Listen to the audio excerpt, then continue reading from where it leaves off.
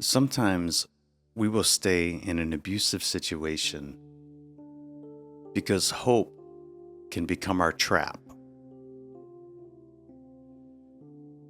That's what I've learned about trauma bonding. It's not just about the fear or the pain, it's about those moments of warmth that keep you coming back. Like a it's kind of like a gambler convinced that the next pull of the slot machine is going to pay out.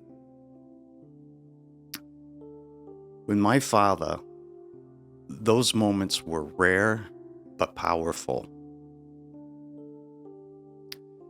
Fishing trips where everything felt normal, meals that he would cook, with genuine care and love, and times when he'd ask, how my day was, like fathers do in movies. Sometimes with, a trip to McDonald's together, and, he always got himself a plain hamburger, and he would load it up with pepper with those little pepper packets that they'd give you, because he believed that the McDonald's cheese wasn't really cheese at all, and I tend to think he's right, maybe in that. But these weren't acts of manipulation, at least not conscious ones. When he was sober, he was genuinely that caring father, the man who could come into my bedroom and flip my bed in a rage at 3 a.m. and punch me dead in the mouth, could also spend an afternoon teaching me, how to bait a hook with patience, or the best times to go fishing.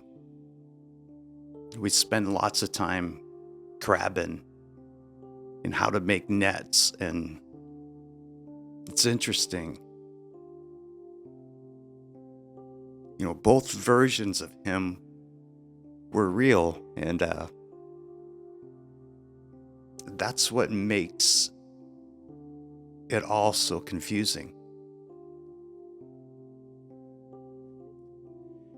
Psychologists call it intermittent reinforcement, the strongest form of behavioral conditioning. Because when rewards of love, they come unpredictably, and so that hook, that emotional hook, gets set deeper and deeper. It's the same reason why slot machines are so addictive, and why people stay in abusive relationships, and why children of alcoholics often spend their whole lives seeking approval, that we know we're never going to get. With my father, I learned to read the signs like a weather forecaster. The shift between his sober and drunk states was such a stark contrast. It was like, watching a storm roll in, over the ocean. You could see it coming, That's what it was like, watching the transformation with every sip of beer that would go down. And you could just see that storm clouds getting closer and closer to the shore. The hardest part wasn't the violence. I learned how to take a beating. The hardest part, I think, was the silence afterward. When he was sober again, there were never any apologies, no acknowledgments, no explanations. It was almost as if those violent episodes never happened. or they happened on a different universe or a different planet. It was a strange type of gaslighting. It wasn't the intentional kind of gaslighting when, someone deliberately makes you doubt your reality. But this was the kind where reality itself seemed to split in two. And I found myself constantly trying to earn the approval of a man who, in his sober moments, was capable of giving it. But in his drunk moments,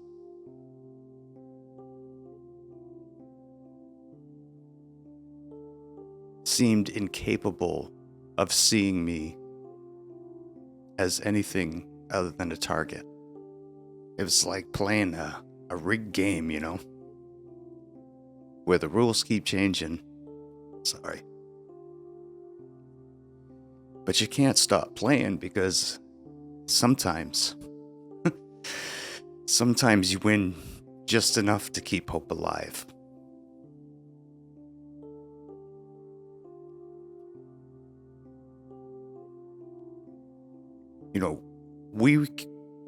We recreate what's familiar to us, even if it hurts us. It's as if the trauma bond becomes the template for how we understand love. Even now, decades later, the effects linger. I wake up some nights, throwing punches at ghosts. And it's just my body remembering, what my mind can't or won't forget. But understanding that mechanism of trauma bonding, it helps make sense of what never made sense before. Why I kept seeking approval that, I knew damn well would never come and never did come. Why those rare good moments, they held such power over me for such a long time. And, why breaking free was so much harder than simply just walking away. Knowledge is power, but with trauma bonding, knowledge is more like a map through a maze that, you've already traveled. It doesn't undo the journey, but it helps you understand why you took certain turns and why you kept hitting those dead end routes, and why you couldn't just, climb over the walls. It helps you to understand that your responses weren't weak or stupid. They were human reactions to an inhuman situation.